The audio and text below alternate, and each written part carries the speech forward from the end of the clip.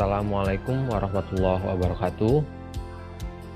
Saya Rifki Reliadi, peserta Latsar CPNS PPSDM Regional Bandung dari Pemerintah Kota Cirebon, Angkatan 9, Kelompok 3.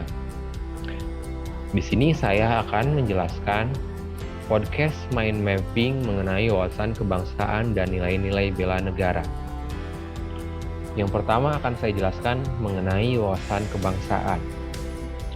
Definisi wawasan kebangsaan adalah cara pandang bangsa Indonesia terhadap dirinya sendiri dan lingkungannya dalam kehidupan berbangsa dan bernegara untuk memperoleh jati diri dan kesadaran sebagai warga negara Indonesia dalam mempertahankan negara kesatuan Republik Indonesia.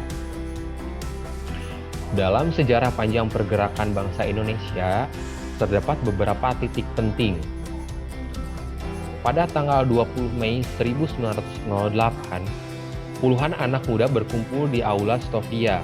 Dalam pertemuan itu, mereka sepakat untuk membentuk organisasi yang bernama Budi Utomo.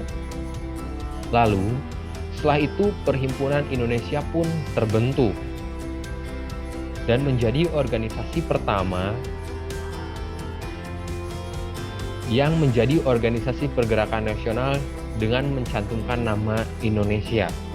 Bahkan, Perhimpunan Indonesia menjadi pelopor kemerdekaan Republik Indonesia di kancah internasional.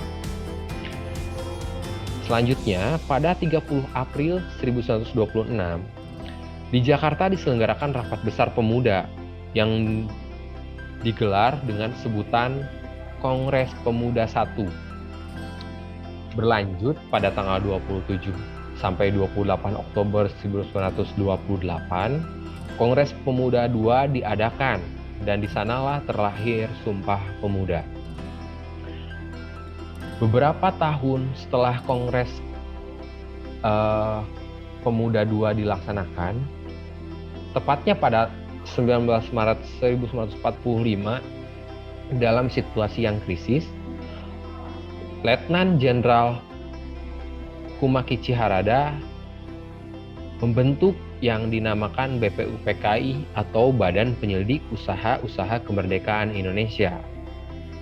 Yang pada tanggal 7 Agustus, PPKI dibentuk dengan diketuai oleh Insinyur Soekarno. PPKI merupakan panitia persiapan kemerdekaan Indonesia. Itulah beberapa titik penting dalam sejarah pergerakan kemerdekaan Republik Indonesia. Selanjutnya, pada materi wawasan kebangsaan ada yang dinamakan konsensus dasar dari Negara Kesatuan Republik Indonesia. Yang pertama ada NKRI. Yang kedua ada ideologi negara kita yaitu Pancasila. Yang ketiga ada Undang-Undang Dasar 1945. Dan yang terakhir adalah Bhinneka Tunggal Ika selaku semboyan dari Negara Kesatuan Republik Indonesia. Negara Indonesia juga memiliki identitas yang disebut dengan identitas NKRI. Ada 4 identitas dari Negara Kesatuan Republik Indonesia. Yang pertama adalah bendera Sangsaka Merah Putih. Yang kedua adalah bahasa Indonesia yang terlahir dari Kongres Pemuda II yang menghasilkan Sumpah Pemuda. Dan yang ketiga adalah lambang negara berupa Garuda Pancasila. Terakhir adalah lagu kebangsaan kita yaitu Indonesia Raya. Itulah beberapa mind mapping dari wawasan kebangsaan. Selanjutnya untuk nilai-nilai bela negara. Definisi dari nilai-nilai bela negara adalah tekad, sikap, perilaku, dan tindakan warga negara yang dijiwai oleh kecintaannya terhadap NKRI yang dilakukan untuk menjaga kedaulatan negara, keselamatan bangsa dan negara, serta keutuhan wilayah NKRI. 3 hal ini merupakan komponen penting dari diadakannya bela negara. Itulah mengapa warga negara Indonesia wajib untuk memiliki nilai-nilai bela negara. Bela negara sendiri memiliki beberapa nilai dasar. Ada 5 di antaranya, yaitu yang pertama adalah cinta tanah air. Sudah barang tentu, selaku warga negara Indonesia harus mencintai tanah airnya sendiri. Banyak sekali macam-macam bentuk dari cinta tanah air. Tinggal kita mengaplikasikan dalam kehidupan sehari-hari. Yang kedua, sadar berbangsa dan bernegara. Yang ketiga, setia pada Pancasila. Yang keempat, rela berkorban untuk bangsa dan negara. Dan yang terakhir adalah kemampuan awal bela negara. Itulah nilai dasar dari bela negara. Sebelum kepada implementasi, nilai-nilai bela negara ini penting dimiliki oleh warga negara. Adalah sebagai kewaspadaan diri dari ancaman, baik itu ancaman dari internal negara Republik Indonesia maupun ancaman dari luar negara Republik Indonesia. Itulah mengapa bela negara itu penting.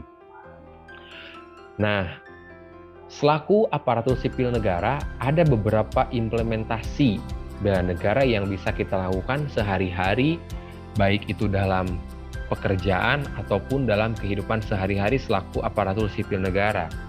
Di antara contoh implementasi tersebut ada setia dan mempertahankan Undang-Undang Dasar 1945 serta pemerintahan yang sah, mengabdi kepada rakyat dan negara Indonesia, menjalankan tugas secara profesional dan tidak berpihak, mentaati, melaksanakan, dan tidak melanggar semua peraturan yang berlaku di Indonesia, memegang teguh ideologi Pancasila, memberikan pelayanan publik secara jujur, tanggap, cepat, tepat, akurat, berdaya guna, dan santun.